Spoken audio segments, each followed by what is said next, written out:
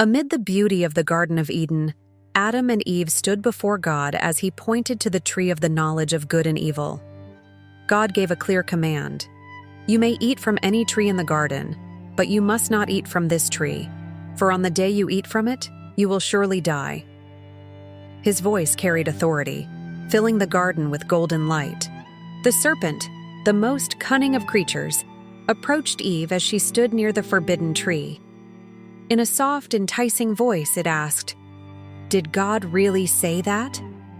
Captivated by the serpent's words, Eve gazed at the glowing fruit. The serpent continued to persuade her, promising that they would become like God, knowing good and evil. Eve, hesitant but curious, plucked the fruit from the forbidden tree. Its radiant glow illuminated her hands. She looked at Adam, standing nearby, and offered him the fruit.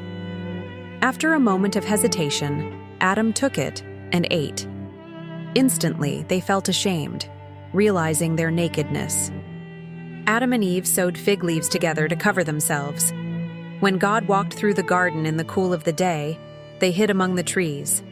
Upon being called, they stepped forward with downcast faces. God asked in a commanding tone, "Have you eaten from the tree I commanded you not to eat from?"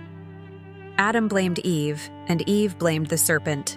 God cursed the serpent, condemning it to crawl on its belly forever. Eve was punished with pain in childbirth, and Adam was tasked with toiling over cursed ground to survive. The garden's light dimmed as God declared that they must leave Eden, no longer allowed to dwell in its perfection.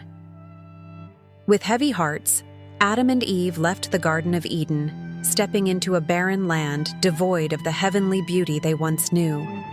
A radiant angel with a flaming sword guarded the gates of Eden, ensuring they could not return. The crimson sky marked the beginning of a new and arduous life. Outside Eden, Adam and Eve began their new life. They discovered a small sprout growing in the desolate soil, symbolizing hope and renewal. Through hard work, they planted, watered, and nurtured the land around them. The sprout grew into a tall, flourishing tree, a symbol of rebirth from destruction. Underneath its shade, they found peace and acceptance, learning to embrace the future God had set before them. What do you think the story of Adam and Eve teaches us about choice? Share your thoughts below.